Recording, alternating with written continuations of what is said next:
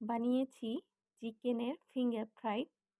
বন্ধুরা, আজকে বাচ্চাদের জন্য একটা চিকেন দিয়ে মজাদার রেসিপি করে দেখাবো। এখানে চিকেনের বুকের মাংস নিয়েছি হাড় ছাড়িয়ে। তো দেখা যায় বাচ্চারা বাইরে খাবার জন্য হুটহাট বায়না করে। তো সবসময় তো আর বাইরে যাওয়া সম্ভব হয় না। যেহেতু এখন পরীক্ষা চলছে, বাইরে যাওয়ার তো প্রশ্নই ওঠে না। তাই চিন্তা করলাম বাসায় যদি বানিয়ে দেই ওদের পছন্দ অনুযায়ী খাবার, তাহলে ক্ষতি কী? তো এখানে মাংসটা আমি এভাবে লম্বালম্বি করে কেটে নিচ্ছি।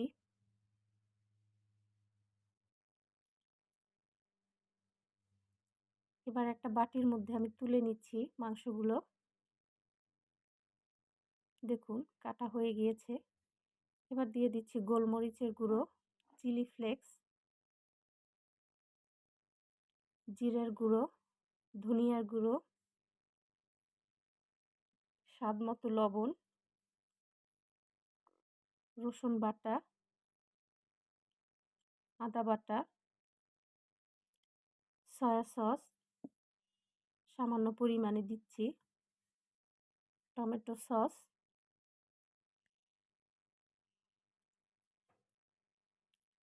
সামান্য পরিমাণে তেল। এবার ভালো করে মাখিয়ে নিব। দেখুন আমি এখানে কিন্তু বাড়তি কোনো মশলা ব্যবহার করিনি, যা ঘরে ছিল তাই দিয়েছি। তো আপনারাও চাইলে এভাবে খুব সহজে বানিয়ে নিতে পারবেন। হলুদের গুঁড়োটা দিতে ভুলে গিয়েছিলাম, তাই আবার হলুদের গুঁড়োটা দিয়ে দিলাম। এবার মাখিয়ে আমি আধা ঘন্টার জন্য ঢেকে রেখে দিব। আধা ঘন্টা পরে একটা বাটির মধ্যে আমি নিয়ে নিব ময়দা 2 টেবিল চামচ, নিব কর্নফ্লাওয়ার 2 টেবিল চামচ, দিয়ে দিচ্ছি স্বাদ মতো লবণ, ধনিয়ার গুঁড়ো, গোলমরিচের গুঁড়ো,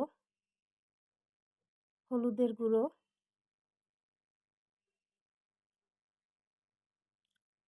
চিলি ফ্লেক্স,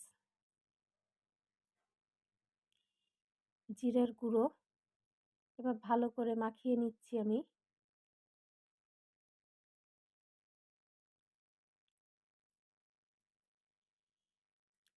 এবার একটা বাটির মধ্যে ডিম ভেঙে নিয়েছি, ডিমটা আমি ফেটিয়ে নিলাম। এবার ফেটানো ডিমের মধ্যেই এক এক পিস মাংস উঠিয়ে আমি ডিমের মধ্যে ডুবিয়ে নিব।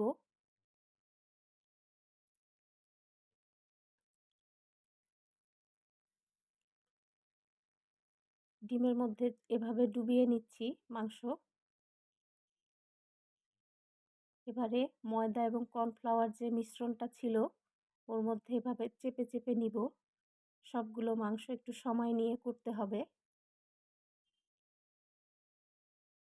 হালকা এভাবে একটু ঝেড়ে এই যে দেখেন একটা প্লেটের মধ্যে এভাবে উঠিয়ে নিচ্ছি।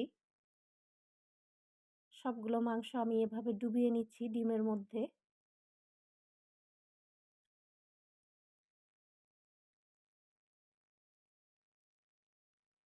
এটাও আমি এভাবে চেপে চেপে ময়দার মধ্যে দিচ্ছি, ময়দা এবং কর্নফ্লাওয়ার মধ্যে। সবগুলো একবারে করে নিয়েছি। দেখুন এভাবে হয়েছে। এবারে আমি ডুবো তেলে ভেজে নিব। কড়াইয়ে তেল দিয়ে তেলটা গরম হওয়া পর্যন্ত অপেক্ষা করব। গরম হয়ে গেলে পরে এক এক পিস এভাবে দিয়ে দিব তেলের মধ্যে। যেহেতু কড়াইটা ছোট হয়ে গিয়েছে, চিকেনগুলো লম্বালম্বি করে দেয়া যায়নি, বাকিয়ে গিয়েছে।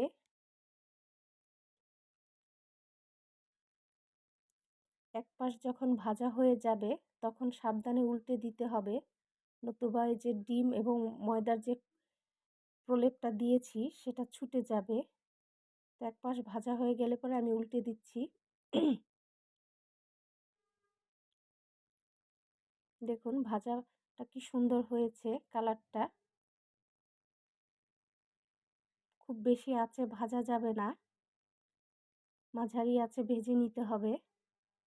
এবারে এরকম একটা চামচে তুলে নিব, তেল ঝরিয়ে টিস্যু পেপারের মধ্যে তুলে নিচ্ছি। দেখুন কালারটা কত সুন্দর হয়েছে। তৈরি হয়ে গেল মজাদার চিকেন ফিঙ্গার ফ্রাই।